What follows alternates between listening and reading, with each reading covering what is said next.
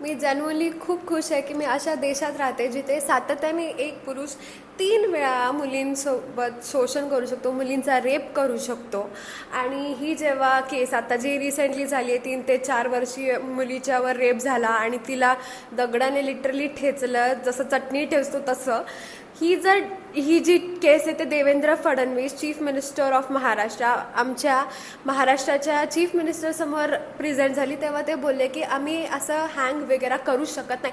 Hang असल्या लवड्या माणसांना करायचंच नाही आहे, एवढ्या साधी मौत द्यायचीच नाही आहे. त्यांना जाळा ना रोडवर. काय काय लोकांमध्ये पण एक फिअर असायला पाहिजे की आपण जर हे कृत्य केलं तर आपल्याला अशा गोष्टी फेस कराव्या लागतील.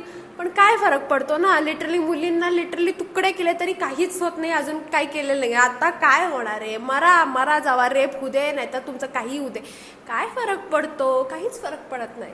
असा माझा हा देश मला खूप आवडतो. आणि सर्वात महत्त्वाचं म्हणजे सल्यूट आहे असल्या देशाला. Salute to Maharashtra, salute to India, and सर्वात जास्त सल्यूट टू आर सरकार. त्यांना कसं काय विसरू शकेल, सरकारमुळे तर देश चालतं ना. सल्यूट आहे सर्वात.